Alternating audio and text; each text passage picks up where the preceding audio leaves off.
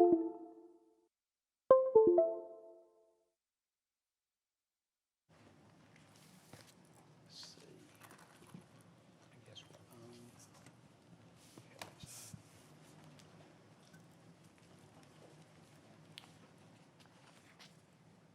everyone ready?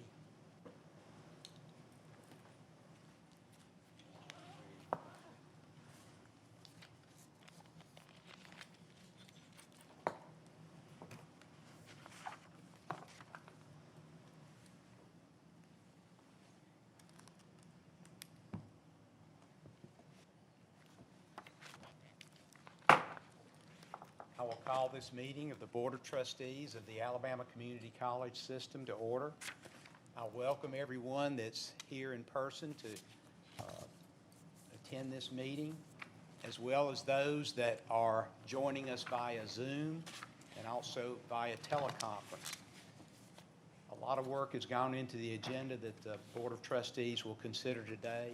Much work by Chancellor Baker and his staff, a great deal of work by all our presidents and their staff and the faculty to work on the program so that our main focus will be student success. At this time, I'll recognize Dr. Nathan Carden to give our invocation. Dr. Carden.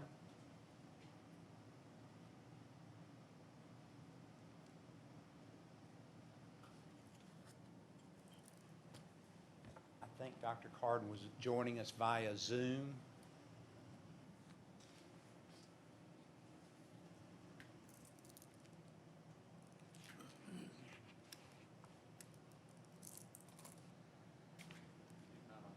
He's not on. Okay. Very good. Blake right there. Blake right there. Our invocation will be given by a Board of Trustee member at large, Blake McAnally. Pray with me, please. Father, thank you for such a beautiful day. Thank you for the opportunity for all of us to come together. Father, I thank you for the Alabama Community College System. Father, I thank you for the opportunity to serve the students all across this great state. Father, I pray that today you will grant us wisdom in the things that we will undertake to plan, to consider, and to approve. And Father, I pray that the things that we do will help to further the cause of education. Father, I'm thankful for each member here of this board. I am thankful for their dedication to this effort. Father, we have today 4 of our members who will soon be rolling off. And Father, for their efforts over the last 6 years, we're very thankful.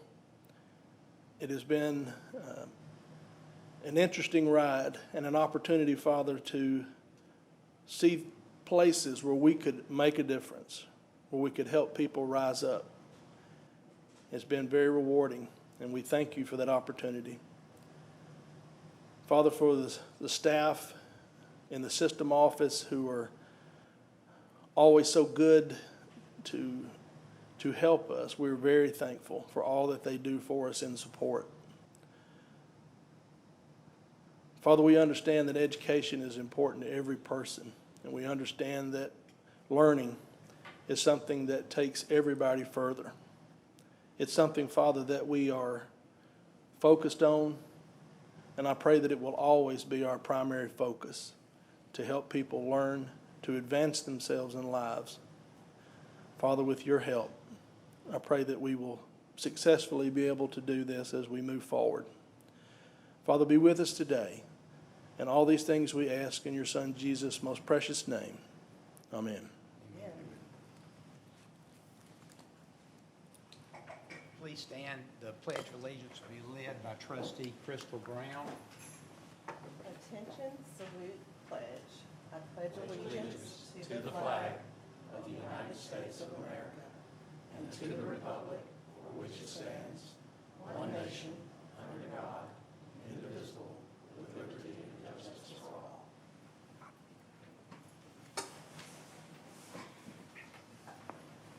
Wilkins, will you please call the roll?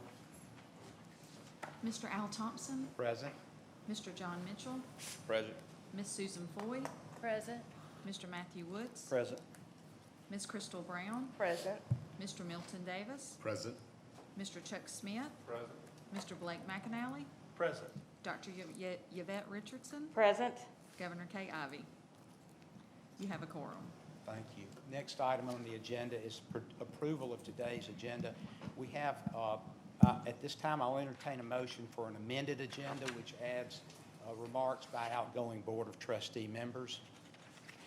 There's a motion by Mr. Davis. Is there a second? Second. Second by Mr. McAnally.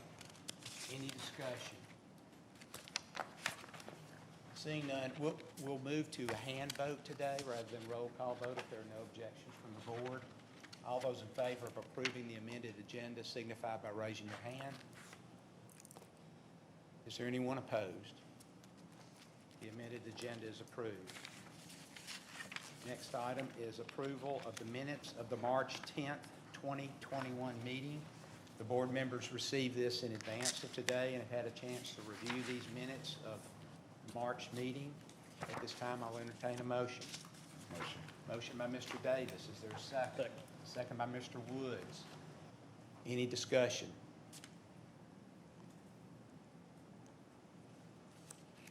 Seeing none, I'll call the question. All those in favor of approving the minutes of the March 10th, 2021 meeting signify by raising your hand.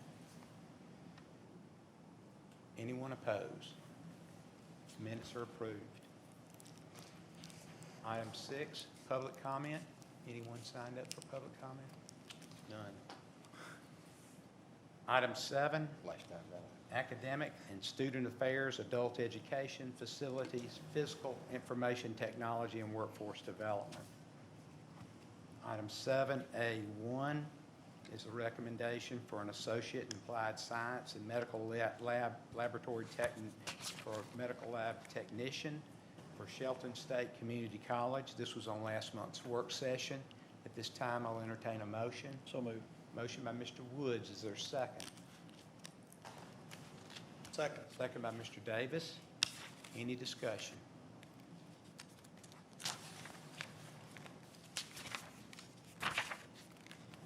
Seeing none, we'll move to a vote. All those in favor of this program for Associate in Applied Science for Medical Lab Technician at Shelton State Community College, please raise your hand. Anyone opposed? Motion carries. Item 7A2.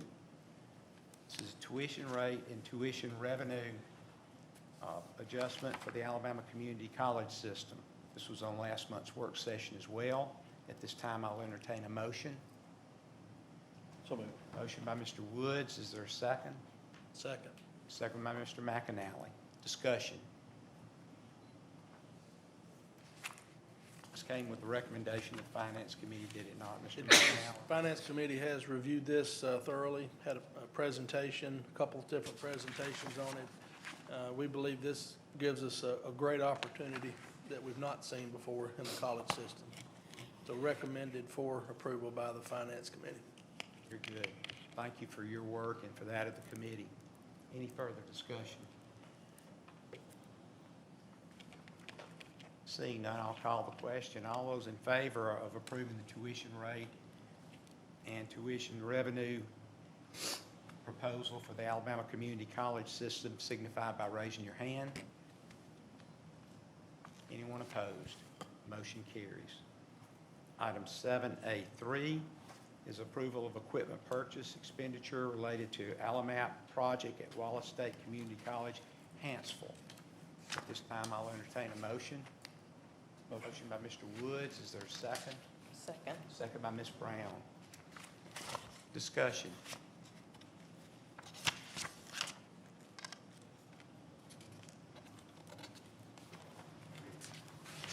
No discussion. I'll call the question. At this time, we'll take a vote on approving equipment purchase expenditure related to Alamap project at Wallace State Community College, Hanceville. All those in favor of this, raise your hand. Anyone opposed? Motion carries.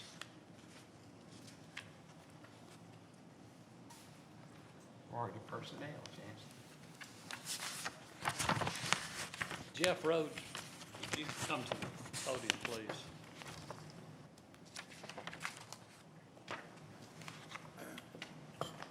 Jeff Rhodes is retiring. He's not going to really completely retire. He's going to be available whenever we need him. But I just feel like it's worth talking about. Jeff Rhodes has been serving as interim president at Reed Community College, Reed Technical School. I give him credit for keeping the school alive. When he took control of that school, it was in desperate financial position. He's worked diligently. He's had the best interest of the community at heart. He's spent an awful lot of time managing the effort to upgrade the facilities. And he's done a lot of things beyond just at the college that I've asked him to fill in on some situations. He's just been a super supporter of the community college system, and I just want to tell you thank you. Thank you for the system and for the effort that you put forth to make this a better school operation. Thanks. Chancellor Baker, that means a lot to me. I feel honored, but especially blessed to have been able to serve in this role and to, in fact, have been an employee of the college system for more than 20 years. We always should want everybody around us to be successful, regardless. And if you do that, everything around you will be successful. Maybe not perfect, but better.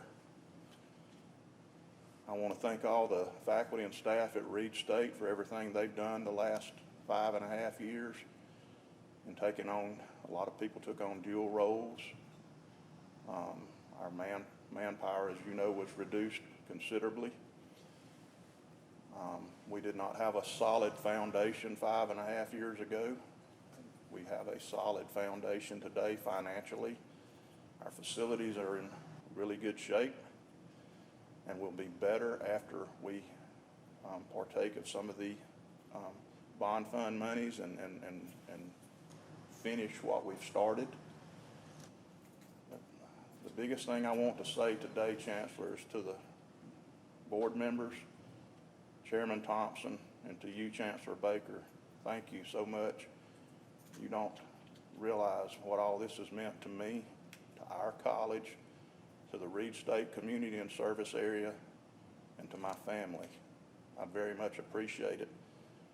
Leadership is something that I've not played a lot of roles in, but I will end with this quote. Leadership is not about me being best. It's about everyone else being better. Thank you.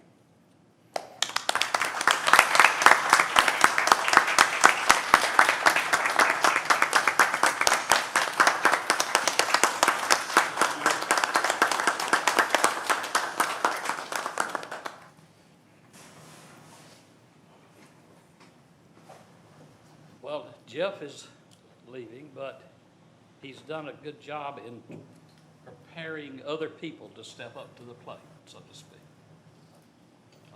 I'd like to ask Dr. Boykin to come to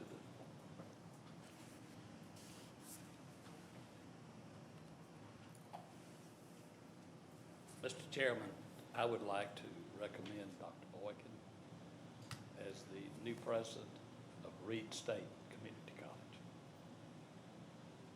Excellent. We have a recommendation from the Chancellor for Dr. Boykin to become new president at Reed State Community College. Is there a motion? So moved. Been a motion. Is there a second?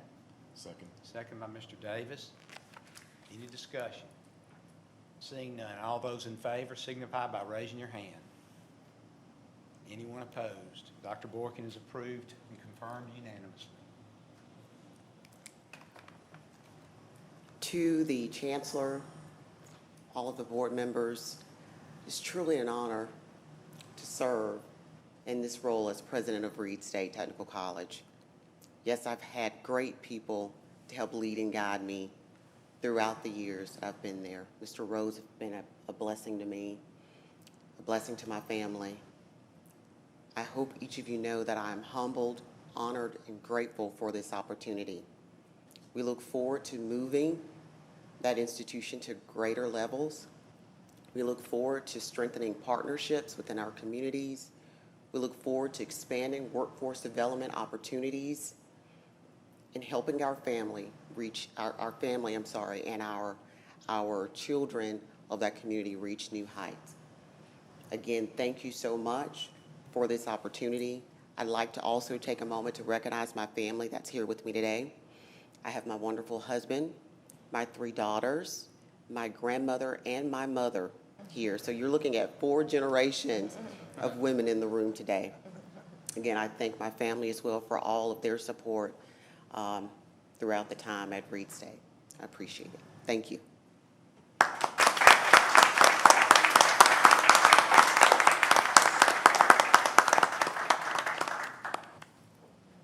Now that we've done that, I'm going to let you know a little more about this young lady and the success that she has and the kind of leader that she is in her community.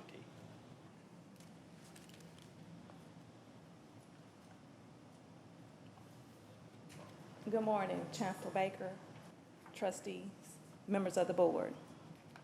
Dr. Coretta Borgen has nearly 18 years of experience in post-secondary education, recently serving as Dean of Instruction and Workforce Development, as well as serving as second in command of the institution.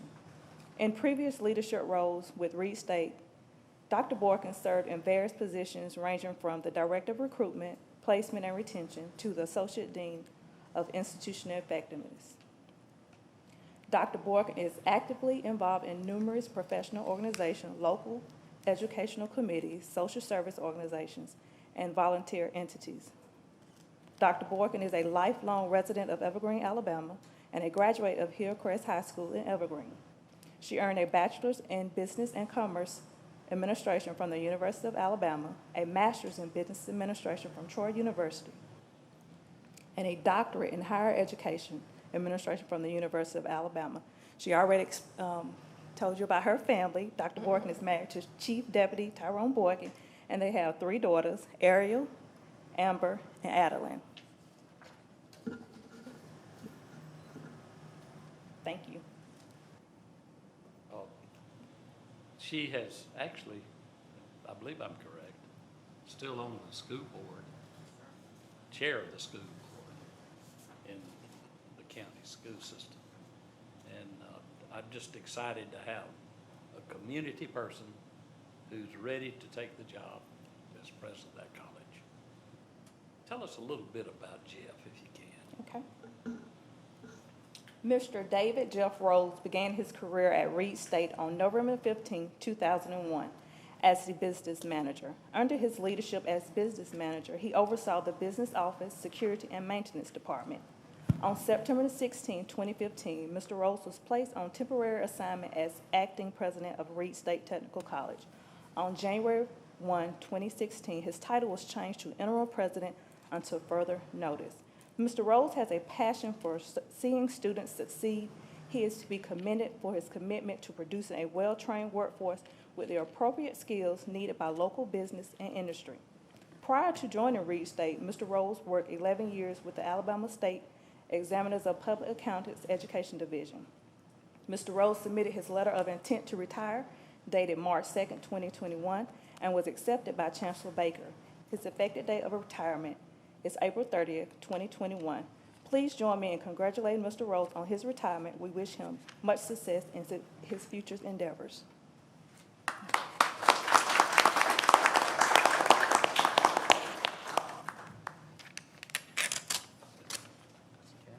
Anything for Chancellor's report? Okay. Boone, if you would kind of give us an update. And as best we can, what we have 7 days left, I believe that's correct. Good morning, trustees and Chancellor.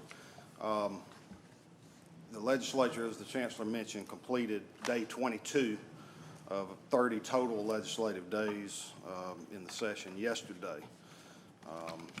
So we're in that home stretch where it's certainly been busy this year, but it will only get busier as we get down to the final days in the legislative session.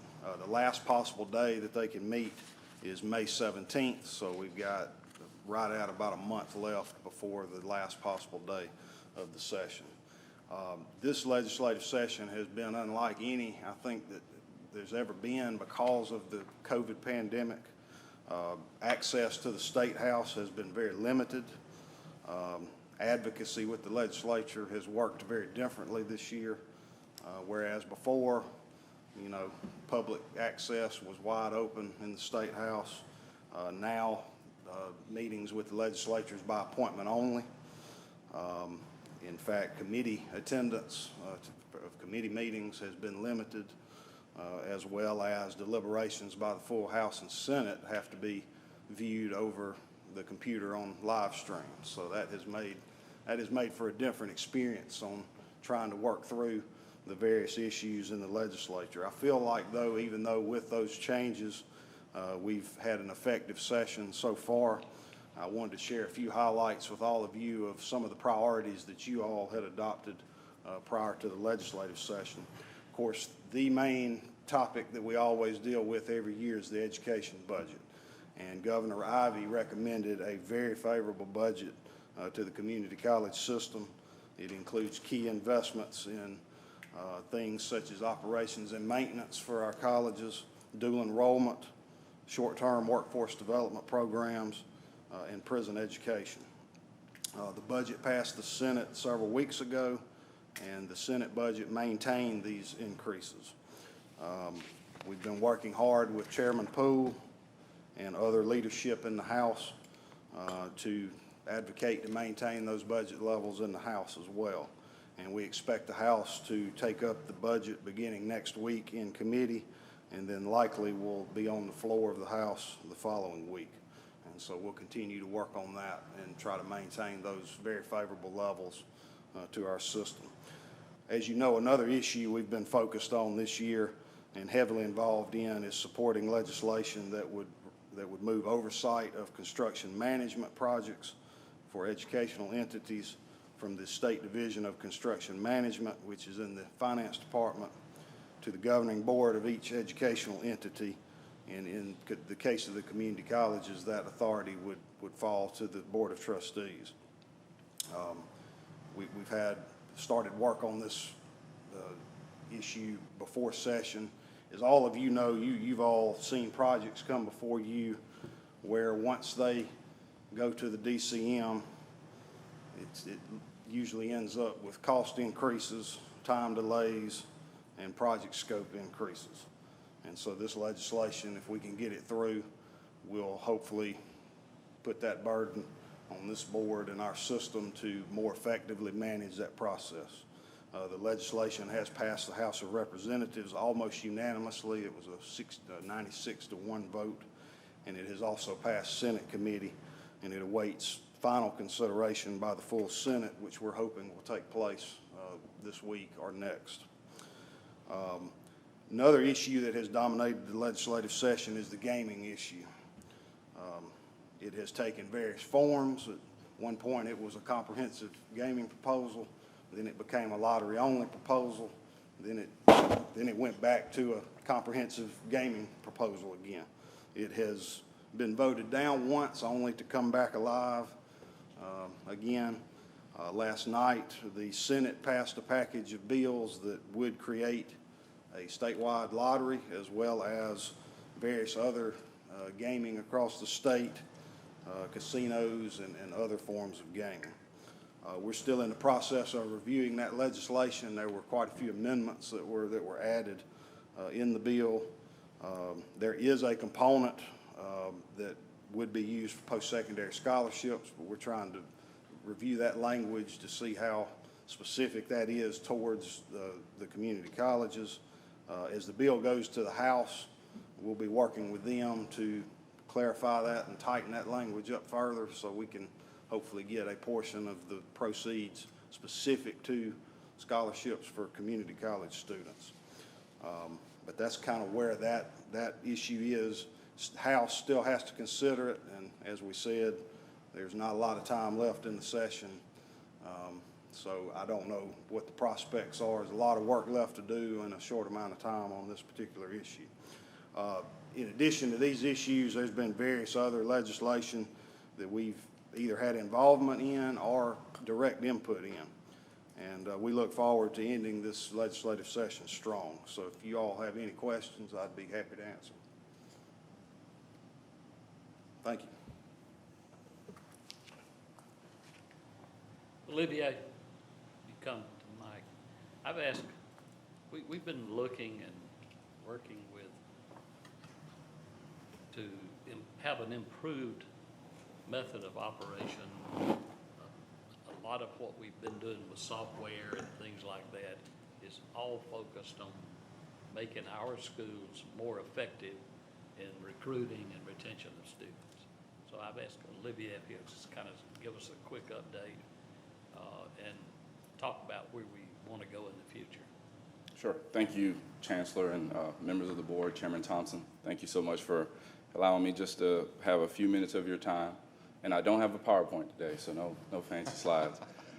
As Boone was sitting here and just kind of sharing some of our legislative updates, I was thinking, Boone works really hard to get this money, and here I come trying to spend it.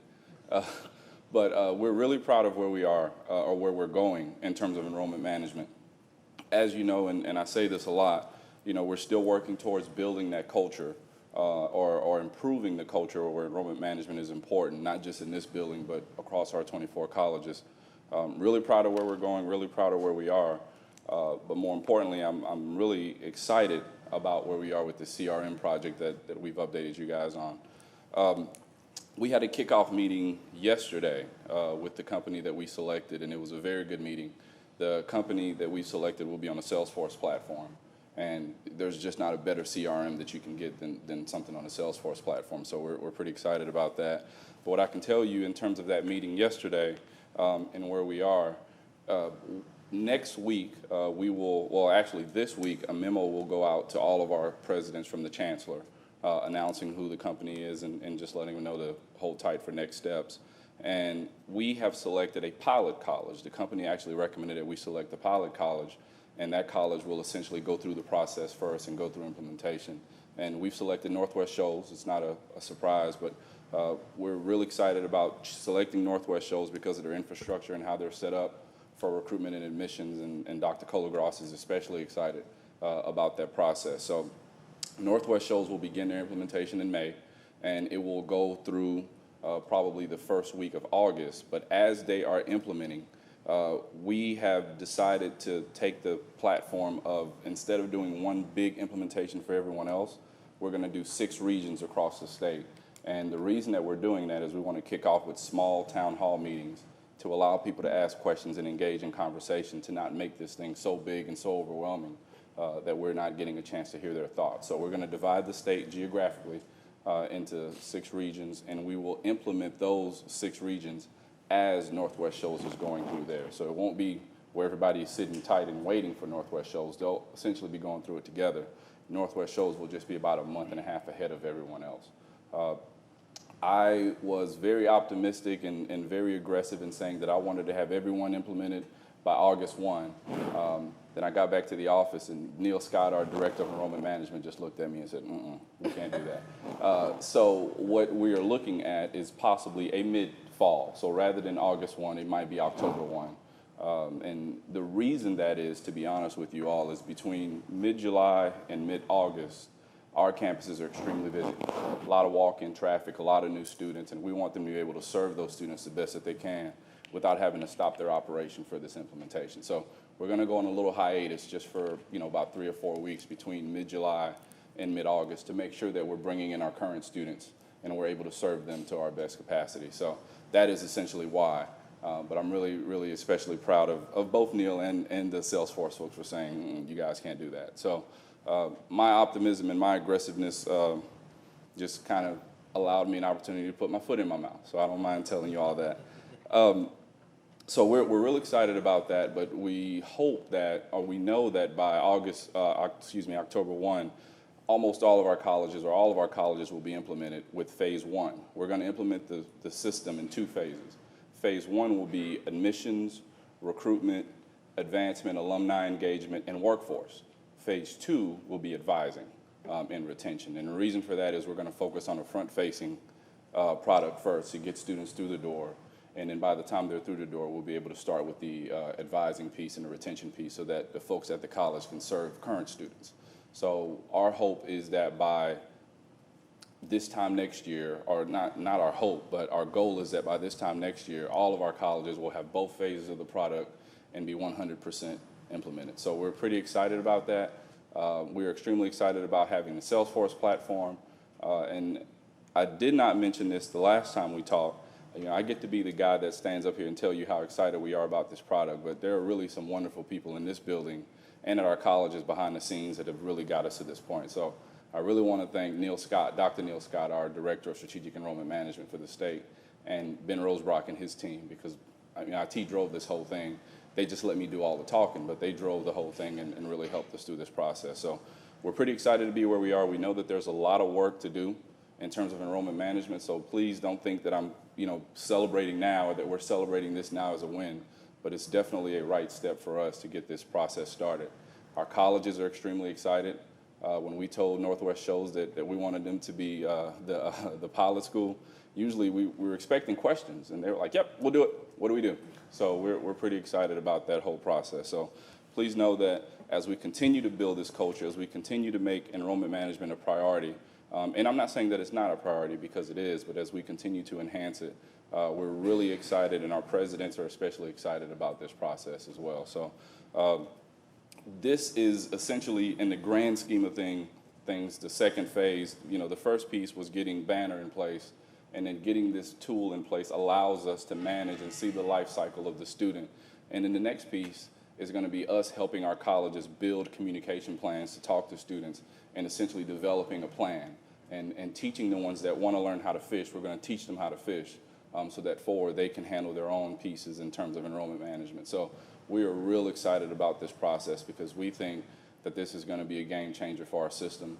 We've had people reach out to us that want to write articles and want to do things, and we're excited about that. But you know, we're still focused on improving enrollment across the state, improving credit and non-credit enrollment across the state, but really giving our colleges a tool that they can continue to do that. So thank you all. I just wanted to update you on that and let you know where we are and how excited we are about it, and how much more excited we'll be this time next year about our progress. So thank you all for the time, and thank you so much, Chancellor. Thank you, Olivier. That's it. Thank you, Chancellor Baker. Are there any committee reports from any of our committee chairs? None for me. Blake? Milton? Crystal? No committee reports. Next item, we've got 4 board members that will be, this is their last board meeting, and we've got a time. There may be another opportunity later, but I thought here, when we have an official record, it'd be nice for them to make some remarks. Chuck? I see everybody grinning. It has been an absolute honor to serve with this board. Chancellor, your staff is phenomenal. They keep all this glue together, and I'm going to tell you, I'm very impressed with them, and thank you. On a lighter note, on section 6 under the board agenda, public comment, you can go ahead and change that to Chuck's comment. Susan, please notify SAC, COC, and Bell that I'm no longer on the board, but they will be hearing from me, so just let them know, give them a heads up.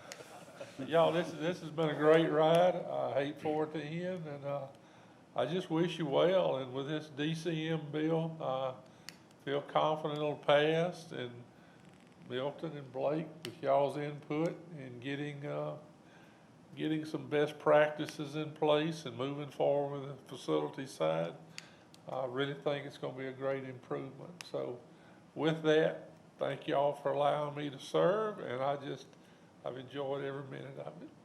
Thank you. Susan? Well, it's been an honor and a privilege to serve as the District 3 trustee for the system. It seems like it was just yesterday, honestly, that 6 years ago we were standing here being sworn in.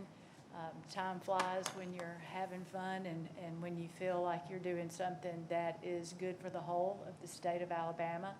So I've got a lot of good memories here. I have forged very good friendships with not only the trustees that I've served with, but you all as well.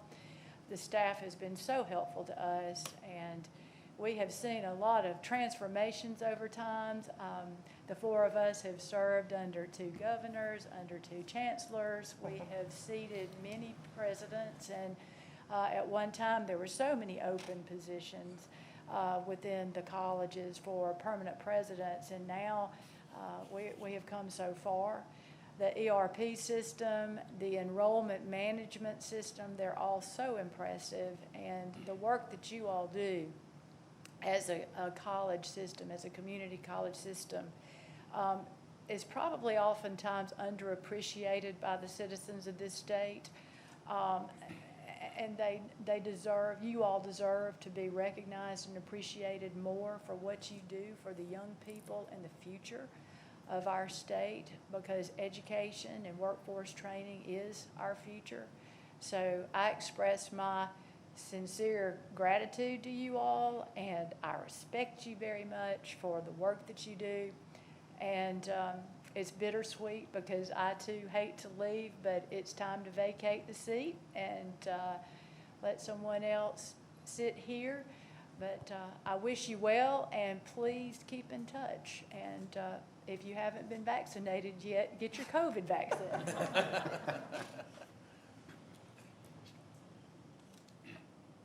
Ecclesiastes 3:1, to everything there is a season, a time, to every purpose under the heaven.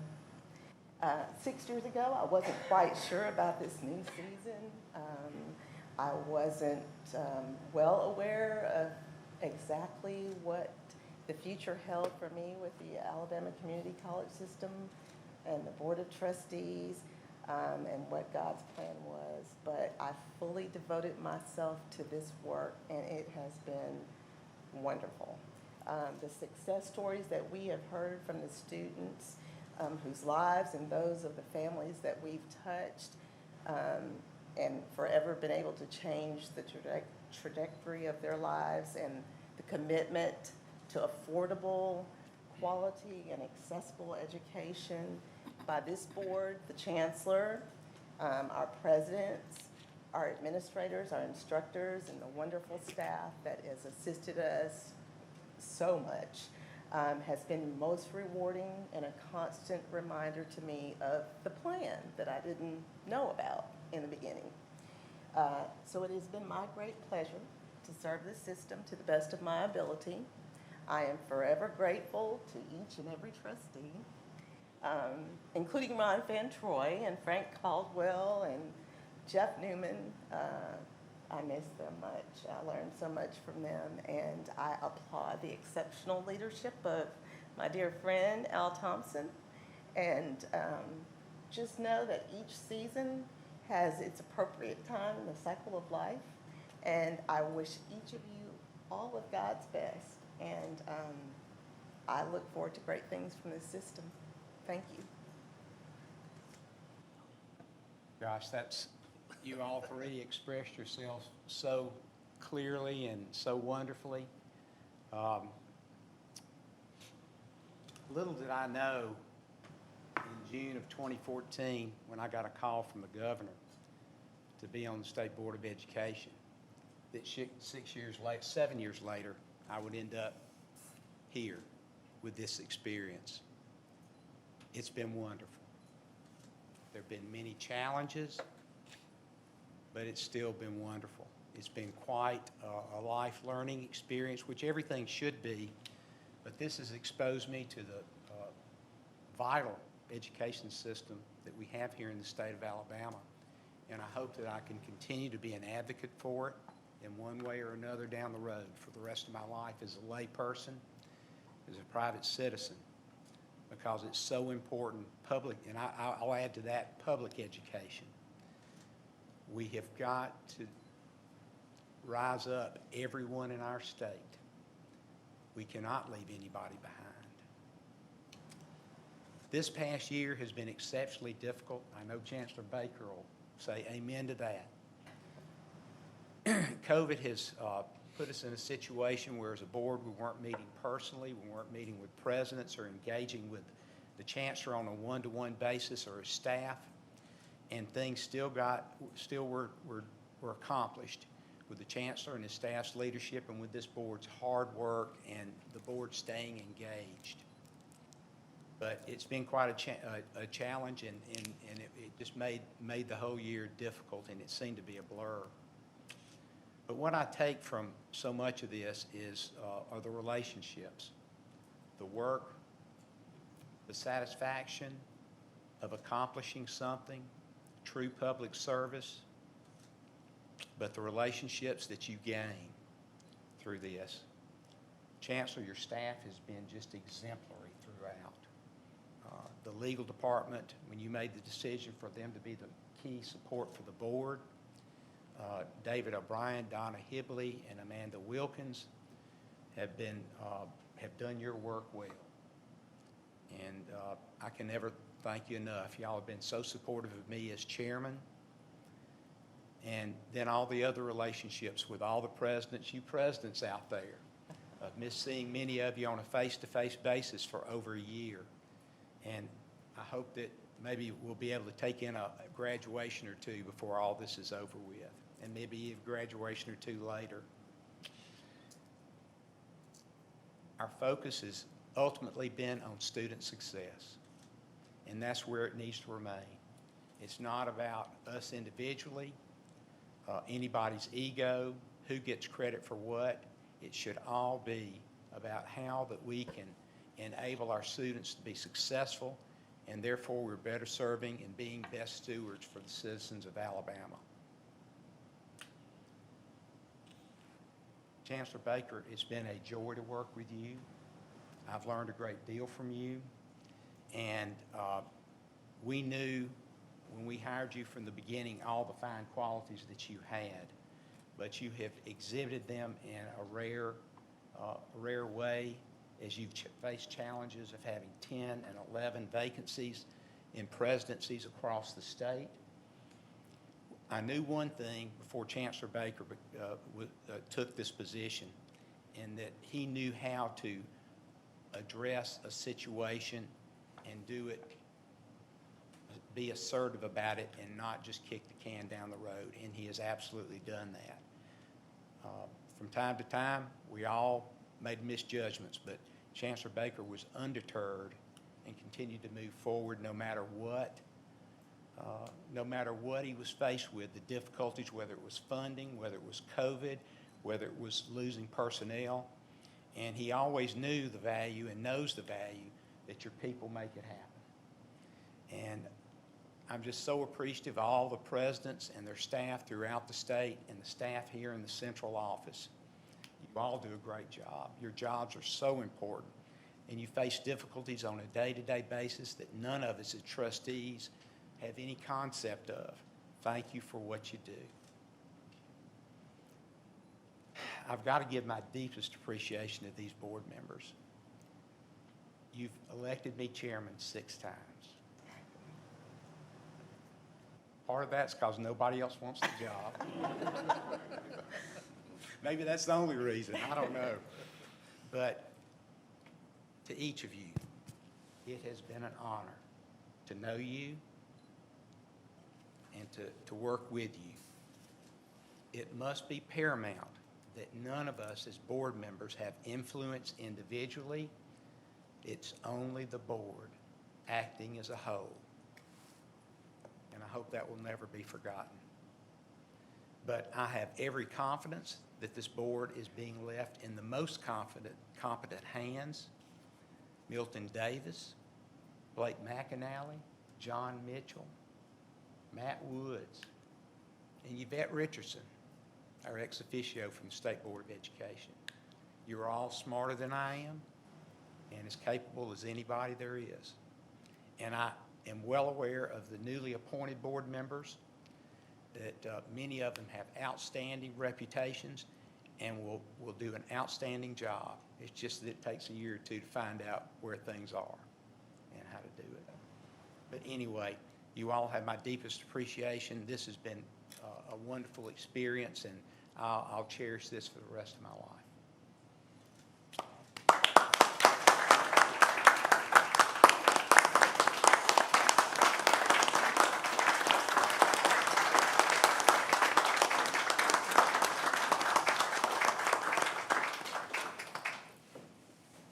Thank you all. Were there any other trustees that want to make any other remarks? If not, we'll convene in a work session immediately following this meeting. We may take a brief break. The next Board of Trustees meeting will be May 19th, 2020 at 10 a.m. in this room. At this time, I'll entertain a motion to adjourn. Motion. Is there a second? Second. All those in favor say aye. Aye. We stand adjourned.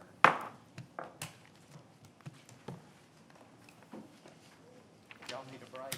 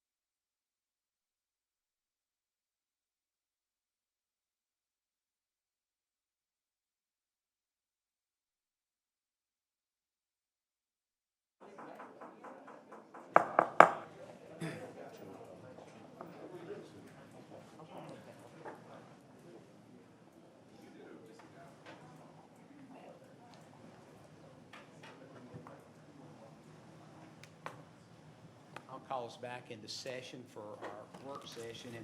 And at the beginning, I wish to apologize. I overlooked something during the board meeting. We've got a very special recognition, which I think maybe it could be also done again at the next board meeting, but I still want to go ahead and mention it. That Coach Helms, Steve Helms, baseball coach at Lurleen B. Wallace, just completed his 1,000th win. Wow, that's great. And they just take that in, 1,000 wins. Wow. At LBW. And he has just done an outstanding job, and we've got so many others like Coach Helms that perform and lead the young men and women of our institutions in our athletic programs and other extracurricular activities at our fine institutions throughout the state. But best wishes and congratulations to Coach Helms on that 1,000th win. And we'll be looking forward to many, many more there at Lurleen B. Wallace. And thank you also for Dr. Brock Kelly for your leadership there at LBW. But anyway, best wishes. Let's give a round of applause to Coach Helms.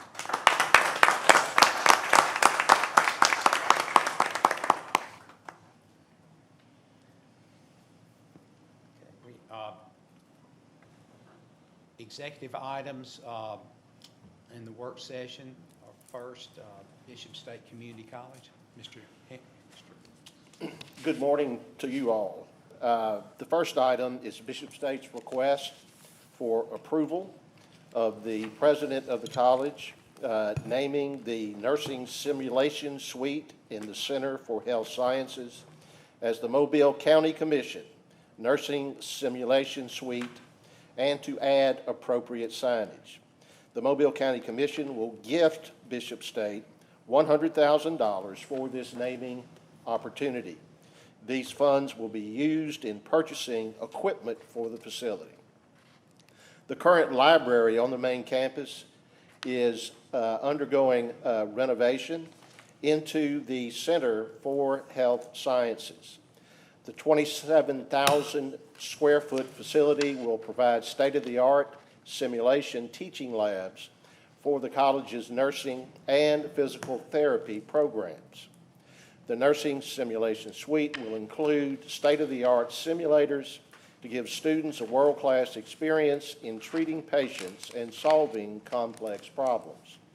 The Simulation Suite is approximately 1,100 square feet of learning and training space.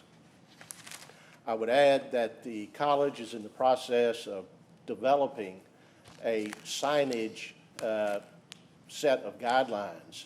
I have seen a first draft of those guidelines, and we are discussing revisions and refinements, and I hope to have a copy that I can provide to the trustees as early as next week. The next item on the agenda is Bishop State's request for approval of the president naming the Advanced Manufacturing Center Lecture Hall as the Mobile County Commission Lecture Hall, and to add appropriate signage.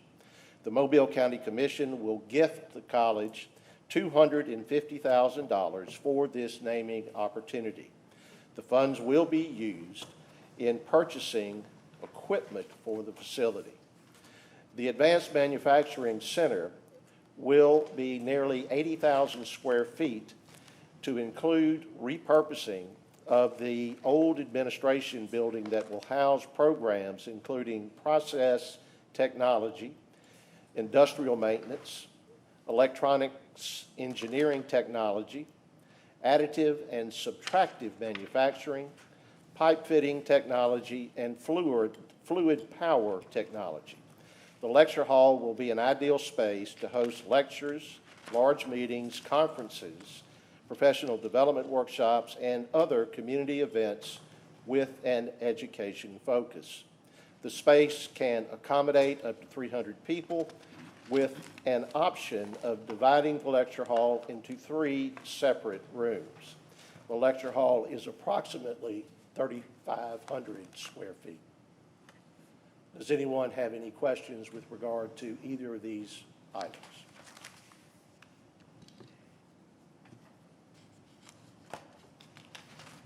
I would just like to comment that I really appreciate the county commission working with Bishop and working with Dr. Seitz, and great opportunity for the community, and I applaud him for these actions. Agreed. It's great to see that kind of engagement and involvement with the local governments.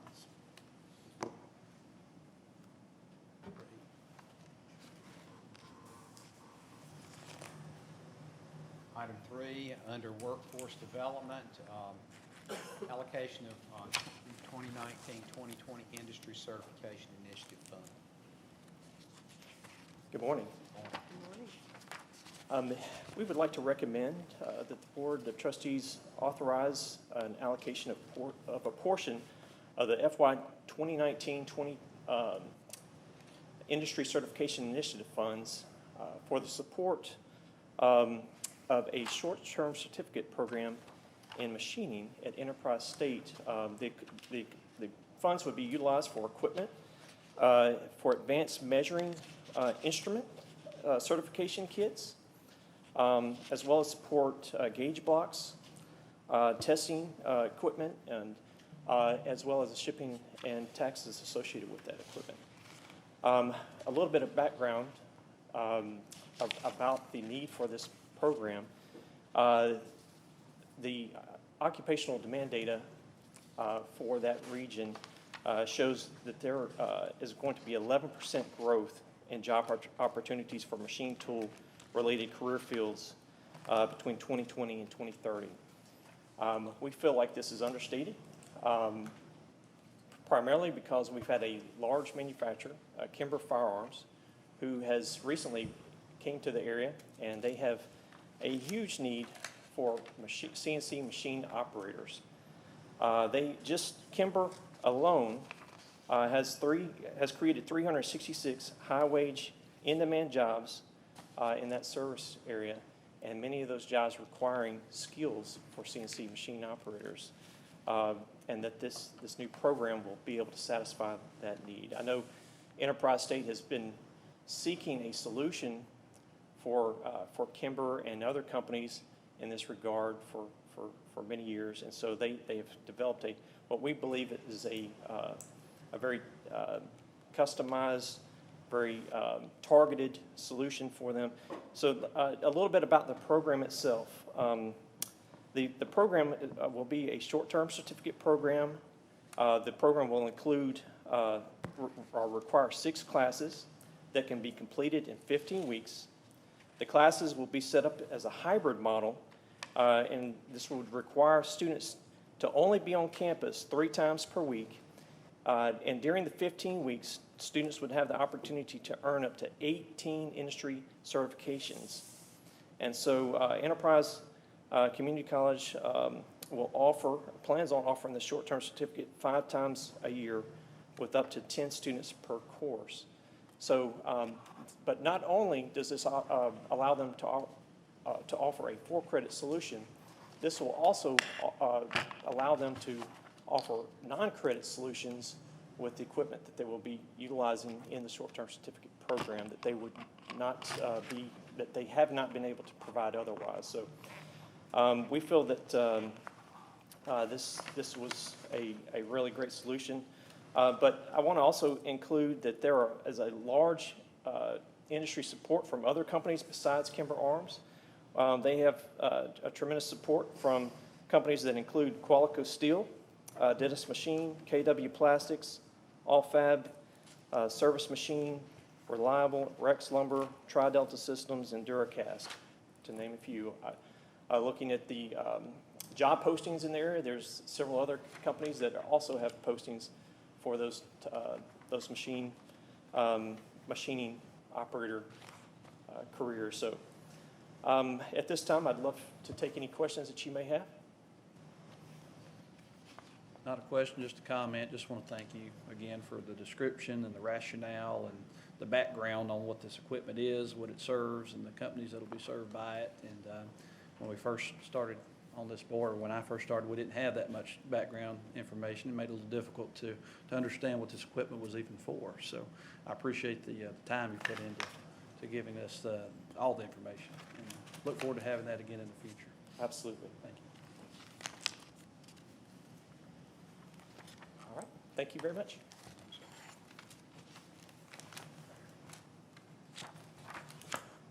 Facilities, Mr. Watley. Good morning. I have two facilities projects to discuss with you today. There should be a PowerPoint coming up here briefly. The first comes from Bishop State Community College. This is a project, a proposed renovation of a building that will be used as a health annex facility. This project renovates an 11,000 square foot building that the system purchased last year. This building is located directly across the street from Bishop State's main campus. The scope of this project is a full interior renovation, including changes to the interior layout, upgrades to the electrical and mechanical systems, upgraded finishes, furnishings, and technology. This project actually bid on March 25th, so the numbers we're looking at today are actual bid numbers. I'll show you briefly where this is located, an aerial of the main campus. Here's where the building is located, directly across from the new Advanced Manufacturing Center. Here's a picture of the outside of the building. And then, of course, you can see the need for an interior renovation through these pictures. And finally, here's the floor plan that will be built once the project is complete. The architect of this project is Latham and Associates. The bid numbers, again, these are actual numbers. We received 3 bids for the project, the low bid coming from N.W. Rogers at $1.2 million. $1.2 million equates to a total per square foot price of around $110 per square foot. This is consistent with other projects we've seen of this nature. Starting with a bid price of $1.2 million, we are projecting a total project price of $1.65 million. And this project was presented to the Facilities Committee and brought forward to the full board with their concurrence. Can I answer any questions about this project? The second project comes from Coastal Alabama Community College. It is a proposed conference and education center. This will be located at the Atmore campus of Coastal Alabama. The project scope includes an 11,500 square foot building. It is a new building, a standalone facility to be used as a conference and education facility, meeting space for faculty and staff. Will also include new classrooms, 3 new classrooms, as well as 1 science, biology, physics kind of classroom.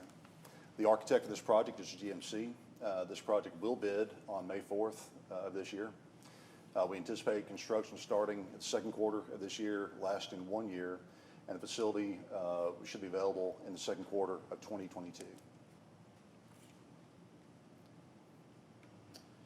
This is the location where the building is planned.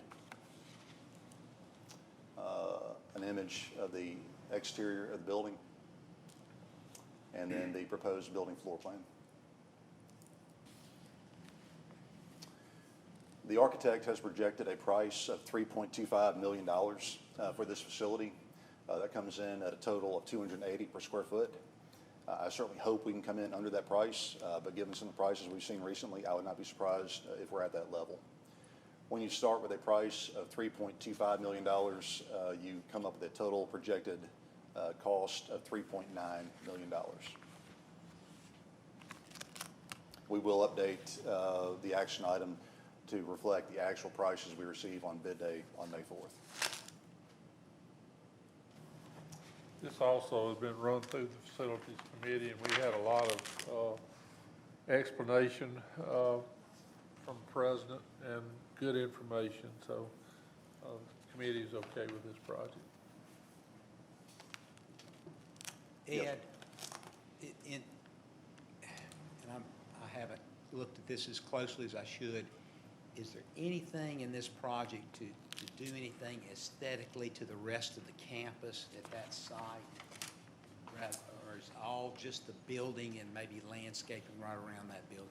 This is, Leave that up. this image or the next one? No, the one you just had there, there's Yes. aerial, yes. I haven't been there recently, but and of course, this would be Dr. Pouncey and the Chancellor's decision, but it just, I don't know, it just seems like the whole campus kind of. How long has it been since you've been? It's been a year and a half, maybe 2 years. It's So- a different place. Okay. It is a different place. I knew you built a new building there and did some other things, okay. Okay. We're not where we need to be. Right, I understand. But there has been a tremendous amount of cleaning up. Okay, good, good, okay. Taking out a lot of bushes and things that had just been allowed. I think there are some actually junkyards there. Yeah. And things like that. But This is, the president has made tremendous strides in moving that whole center to make it become an attractive center. This will help. And he's also worked with the state in cleaning up the fence along the interstate and adding lighting and those kinds of things. So the effort is underway to make that a more attractive center. It has been totally neglected. Exactly. It's headed in the right direction, and that is, board, this location is just, is fantastic. We've got 40 acres in that range. I may be off an acre or two. At the intersection there of, I think it's 21 and I-65. I may be wrong on the highway number. But it's, it's just so well located that it has incredible potential. And Chancellor, thanks for moving forward. And my compliments and appreciation to Dr. Pouncey for what he's accomplished on it since he's been there. That's great. I look forward to seeing that. I would be remiss if I didn't also tell you that the House member from there, Representative Alan Baker, has been able, out of this, part of this money is the $2 million that he was able to get earmarked for this particular project. So that's been a big help as well. It's all good. Al, in our facilities meeting, Dr. Pouncey talked a lot about enhancing the perception of the campus, and so, yeah. Crystal and Milton helped me remember, didn't he talk about they were moving some courses back to the campus? They were coming out of a lease space with the Forge Creek Indians. So he's moving that off their property onto this property. Well, actually, since you brought that up, what we are doing, Reed has a health program that is in lease space from the Porch Creek Indians. Inadequate space to begin with. But beyond that, we also have a health science program in at Atmore. So we're merging that together. Right. And then Reed has opened a program in Greenville in a facility very similar to this. So we're trying to not have two different entities offering the same health program in the same community. And we've had to go through a process of making sure that everybody that was already in the program could be in the program that worked out. So. That's music to my ears, because my mother-in-law's house is right by that Reed facility there, and that used to be a telecom company. Then the Porch Creek Indians bought the building, and then the whatever. So I'm really, I bet I've driven by there 50 times or more, and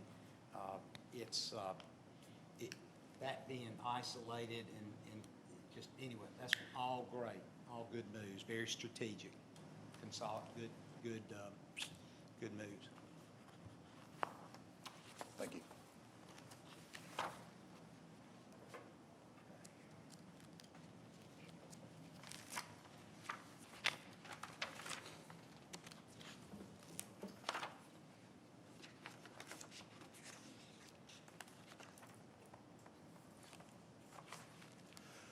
The last item on the work session agenda is Northwest Shoals request for approval of the president and the college entering into a bookstore operation and services agreement with Barnes & Nobles, or Barnes & Noble College Bookstores LLC.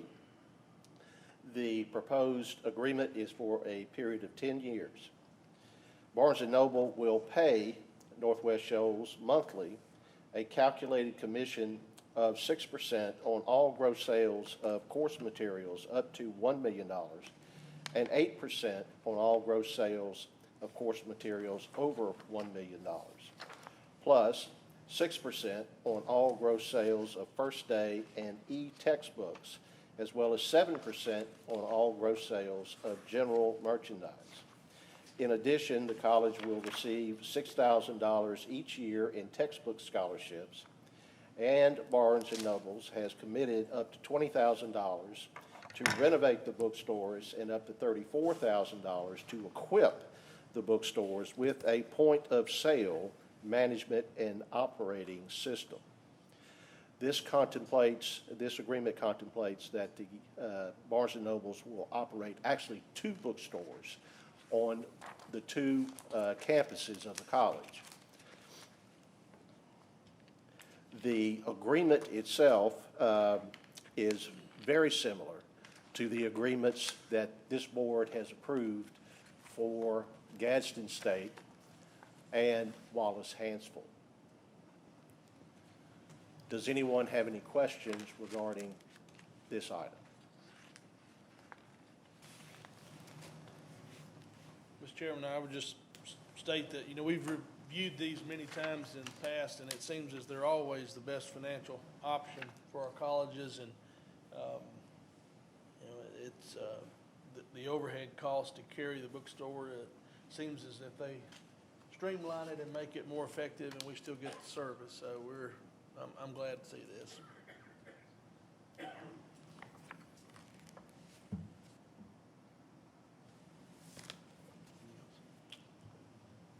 Anything else to come before the board at this work session?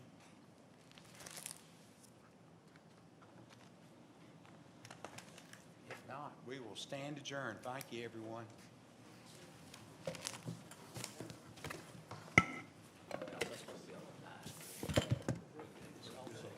Yeah.